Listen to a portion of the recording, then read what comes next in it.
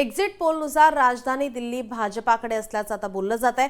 Pole डायरीनुसार भाजपाला 42 ते 50 जागा मिळण्याचा अंदाज वर्तवण्यात येतोय। पी मार्क एक्झिट पोलनुसार भाजपाला बहुमत मिळण्याची शक्यता आहे। तर आम आदमी पार्टीचं तख्त भाजपा उलथवणार का, याकडे आता सर्वांचं लक्ष लागलंय।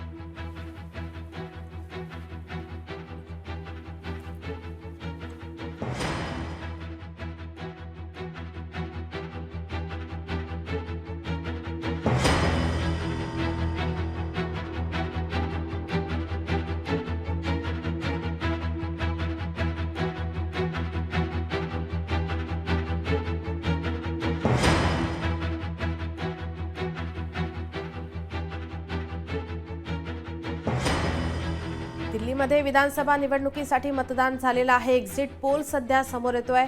एक्झिट पोलनुसार राजधानी दिल्ली आता भाजपाकडे जाण्याची चिन्ह वर्तवण्यात येत आहेत। तर पोल डायरीनुसार भाजपाला 42 ते 50 जागा मिळण्याचा अंदाज आहे।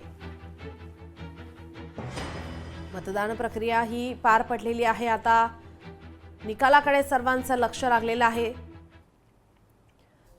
पोल डायरीनुसार भाजपाला 42 ते 50 जागा मिळण्याचा अंदाज वर्तवण्यात येतोय। पोल डायरीनुसार आपला 18 ते 25 जागा मिळण्याचा अंदाज आहे।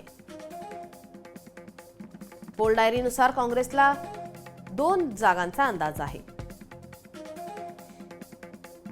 पी मार्क एक्झिट पोलनुसार भाजपालाच बहुमत मिळेल असा अंदाज वर्तवण्यात येतोय।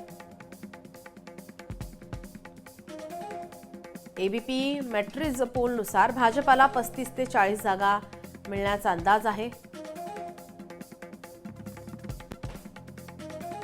यावर खासदार संजय राउत यांची प्रतिक्रिया समोर आली, पाहूया। दिल्ली में अगर काम के आधार पर देखें तो वोट केजरीवाल जी को ही मिलने चाहिए। क्या जादू है बीजेपी के पास या उनके लोगों के पास?